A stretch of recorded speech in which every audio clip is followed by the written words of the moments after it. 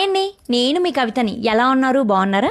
ఈ నెల కిట్టి ఇద్దరికి వచ్చింది. అయితే రుక్మిణి ఆంటీ వాళ్ళ ఇంట్లో కిట్టి పార్టీ సెలబ్రేషన్స్ తో పాటు ఎలానో ఆషాఢ మాసం వచ్చింది కదా అని గోరింటాకు సంబరాలు కూడా చేసుకున్నాం. ఆషాఢ మాసం గోరింటాకు సంబరాలు అనగానే గోరింటాకు తీసుకొచ్చుకున్నామా, ఏదో ఒక పాట పెట్టి రీల్స్ అప్లోడ్ చేసామా, లేకపోతే స్టేటస్ పెట్టుకున్నామా, అదే తప్ప గోరింటాకు ఎలా ఆవిర్భవించింది తెలుసా అండి? ఏదో కొంతమందికే తెలుసు. మరి గోరింటాకు వెనుకున్న చరిత్ర ఏంటో తెలుసుకుందామా అండి? ముఖ్యంగా ఆషాఢ మాసంలో ఆడవారు గోరింటాకు పెట్టుకుంటుంటే మంచిది అని అంటారు. మరి మీరందరూ కూడా పెట్టేసుకున్నారా అండి? గోరింటాకు అసలు పేరు గౌరి ఇంట ఆకు, అంటే గౌరి ఇంటి ఆకు అన్నమాట.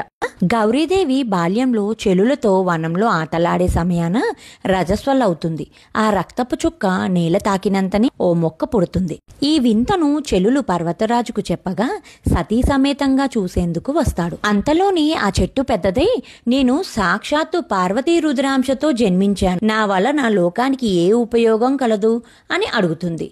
అప్పుడు పార్వతీదేవి అంటే గౌరీదేవి చిన్నతనపు చపలతతో ఆ చెట్టు ఆకుకొస్తుంది. ఆమె వేళ్లు ఎర్రబారిపోతాయి. అయ్యో, బిడ్డ చెయ్యి కందిపోయింది అనుకునే లోపుగానే పార్వతీదేవి నాకు ఏ విధమైన బాధ కలగలేదు, పైగా చాలా అలంకారంగా అనిపిస్తుంది అంటుంది. పర్వతరాజు ఇకపై స్త్రీ సౌభాగ్యం చిహ్నంగా ఈ గోరింటాకు మానవలోకంలో ప్రసిద్ధమవుతుంది.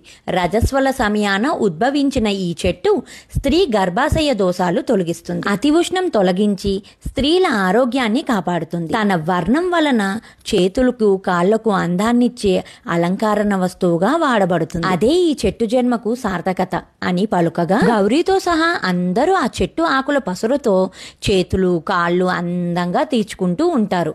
ఆ సమయంలో కుంకుమకు సందేహం కలుగుతుంది. నుదుటిన కూడా ఈ ఆకు వలన బొట్టు దిద్దుకుంటారేమో, నా ప్రాధాన్యత తగ్గిపోతుందేమోనని గౌరితో ఆ సందేహం చెప్పగా నుదుటిన పండదు అంటుంది. కావాలంటే చూడండి, గోరింటాకు నుదుటిన పండదు. ఇక శాస్త్రపరంగా గర్భాశయ దోషాలు తీసేస్తుంది. అరచేతి మధ్యలో స్త్రీ గర్భాశయానికి రక్తం చేరవేసే ప్రధాన నాడులుంటాయి. వాటిలోని అతి ఉష్ణాన్ని లాగేసి ప్రశాంతపరుస్తుంది ఈ గోరింటాకు. ప్రసవం కాగానే ఈ గోరింటాకు ముద్దగా నూరి ఆ బాలింత చేత మింగిస్తే ప్రసవం వలన ఏర్పడే గర్భాశయ బాధలు నయమవుతాయి. ఇక మొగుడికి గోరింటాకుకి గల అనుబంధం స్త్రీలోని స్త్రీత్వపు హార్మోన్లు పనితీరు చక్కగా ఉన్నందువలన దేహం కూడా అందంగా సున్నితంగా ఉంటుంది. అలా లేతగా ఉన్న చేత పెట్టుకున్న గోరింటాకు మరింత అందంగా పండి కనిపిస్తుంది.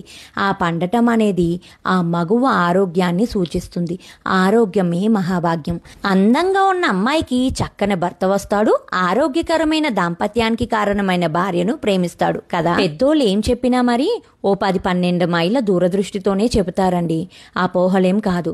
గోరింటాకును అందరం శాస్త్రీయంగా ఆదరిస్తే మనకు అన్ని విధాలుగా ఆరోగ్యం, ఆనందం. సంవత్సరానికి ఓ మారు పుట్టింటికి పోతుందంటే పార్వతీ దగ్గరికి. ఆషాఢ మాసంలో అక్కడున్నప్పుడు కూడా తనని మర్చిపోకుండా ఉండాలని, తప్పక పెట్టుకోవాలని కోరిందట. విన్నారు కదండి గోరింటాకు యొక్క చరిత్ర.